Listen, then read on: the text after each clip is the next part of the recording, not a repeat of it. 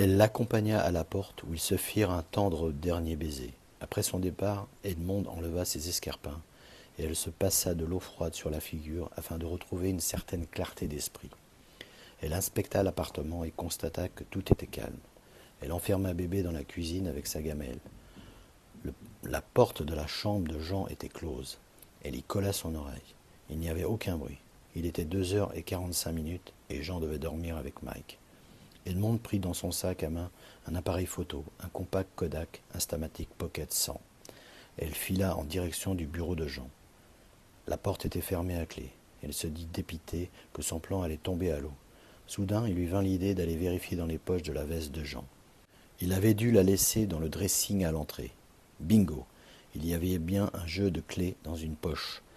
Le bureau étant à l'autre bout de l'appartement, loin de la chambre de Jean, elle pourrait essayer les clés dans la serrure sans attirer l'attention. Elle essaya 2 clés avant de trouver la bonne. Ouf! Edmond entra dans le bureau, alluma la lumière et referma la porte derrière elle. Elle ne savait pas trop ce qu'elle cherchait. Une fouille en règle des dossiers rangés dans l'armoire et dans les tiroirs du bureau se révéla donc nécessaire. Jean avait aussi accroché les clés de son armoire et de son bureau sur son trousseau. Elle se mit à photographier aléatoirement ce qu'elle pensait être important dans les dossiers.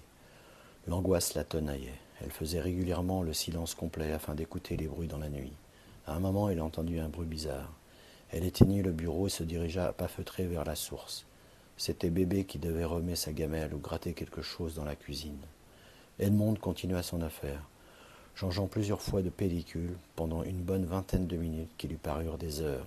Elle remit bien tout en ordre et referma soigneusement le bureau. Après avoir remis les clés et laissé un petit mot de remerciement pour Jean sur la table de la cuisine, Edmond s'éclipsa en refermant discrètement la porte palière derrière elle. Le lendemain, Edmond porta les pellicules à développer en service express. Le soir même, elle put les récupérer. Elle étala tous les clichés sur son lit. Toute la soirée, elle resta dans sa chambre à trier et essayer de comprendre quelque chose parmi la centaine de photos dont elle disposait. Il y avait là quelques flous à mettre sur le compte de la mauvaise distance de prise de vue due à la précipitation. Elle se saisit d'un bloc-notes de l'hôtel posé sur le bureau et se mit à classer, rassembler et repérer les photos avec des numéros suivant leur sujet. Les heures passèrent. Elle fit monter son repas et une bouteille de vin blanc. À 00h30, elle s'endormit, laissant les photos étalées sur le lit. Le surlendemain de son forfait, Edmond se leva de bonne heure. Elle prit son petit déjeuner en chambre et elle continua son travail de classement. En fin de matinée, elle se rendit à la messe en son ancienne paroisse d'Uccle. Revoir le père Nestor et ses coreligionnaires de l'époque lui fut le plus grand bien. En revenant en métropole, elle s'arrêta prendre un verre au bar. Le fidèle René était là, le nez dans les verres. Bonjour mon René, veux-tu bien me faire une fine glace? Ah, baronne, comment allez-vous? Comme un dimanche, et vous? Vous ne prenez guère de repos. Pas le choix. Raymond est malade et je le remplace. Alors encore parmi nous, pour un bout de temps, j'espère. Parce que nous, on l'aime bien, notre baronne Monmonde, ici.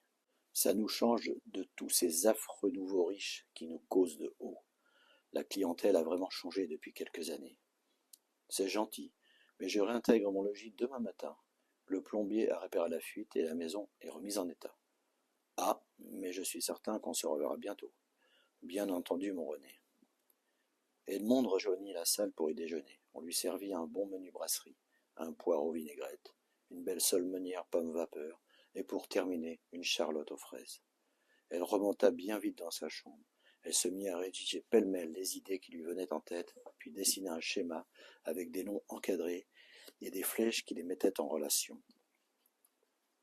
Dans ce qu'elle comprenait en regardant les photos, Jean entretenait une relation d'affaires louche avec un nommé W dans les papiers. Il ressortait que Jean, en tant que chef de cabinet du ministre des Affaires économiques, accordait des avantages et des autorisations à des entreprises américaines sur le sol belge en échange d'avantages en nature et aussi de belles sommes d'argent. Un certain C était cité par moment. Il y avait des dizaines de dossiers en cours concernant des implantations géographiques à venir et des passe-droits en matière de douane, sur des produits manufacturés.